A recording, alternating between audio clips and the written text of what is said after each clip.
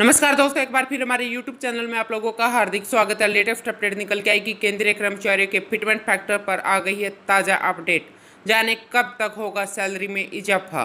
तो दोस्तों हम आपको सब डिटेल में बताएंगे। अगर आप हमारे चैनल पर फर्स्ट टाइम विजिट कर रहे हैं तो चैनल को लाइक कर दीजिए, सब्सक्राइब कर दीजिए, साथ ही साथ बेल आइकन को भी बजा दीजिए ताकि गवर्नमेंट या पेंशन से संबंधित जितनी भी न्यूज आती है उनकी नोटिफिकेशन आप लोगों के पास तुरंत पहुँच के। तो करते हैं वीडियो को स्टार्ट बिना किसी देरी के।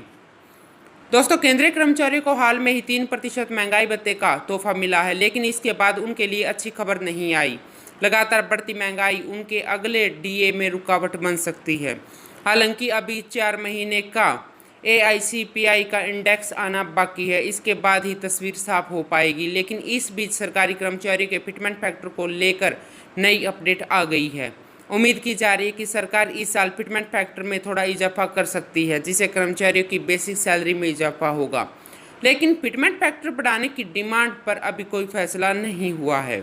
सूत्रों के मुताबिक साल 2022 में फिटमेंट फैक्टर में इजाफा नहीं होगा। सरकार फिलहाल फिटमेंट फैक्टर बढ़ाने के पक्ष में नहीं है। कोविड और महंगाई के चलते फिलहाल इस अतिरिक्त वित्तीय बोझ को नहीं बढ़ाया जा सकता। सूत्रों की माने तो फिटमेंट फैक्टर पर अगले वेतन आयोग पर कोई फैसला होना फिलहाल संभव नहीं है। अगला वेतन आयोग कब आएगा यह कहना भी मुश्किल है। सरकार कोशिश कर रही है कि कोई ऐसा फॉर्मूला बनाया जाए जिससे समय समय पर सैलरी में इजाफा हो। दोस्तों, केंद्रीय कर्मचारियों के लिए फिटमेंट फैक्टर काफ़ी अहम माना जा रहा है, जिस आधार पर तय होता है कि कर्मचारी की न्यूनतम सैलरी में कितना इजाफा होगा।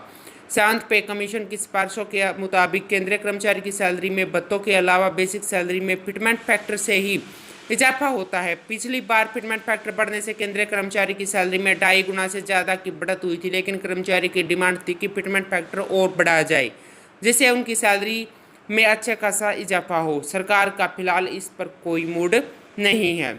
शांत पे कमीशन की सिफारिश के मुताबिक फिलहाल फैक्टर 2.57 है। केंद्रीय कर्मचारी की बेसिक सैलरी को 7वें वेतन आयोग के फिटमेंट फैक्टर 2.57 से गुणा करके निकाला जाता है।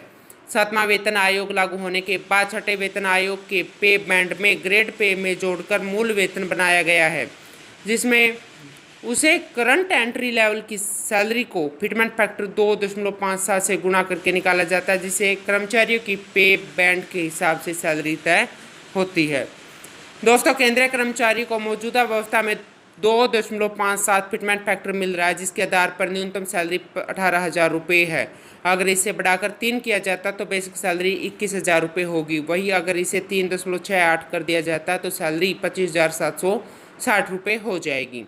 कर्मचारियों की डिमांड है कि उनका फिटमेंट फैक्टर 3.68 किया जाए, न्यूनतम सैलरी 26,000 रुपये कर दी जाए।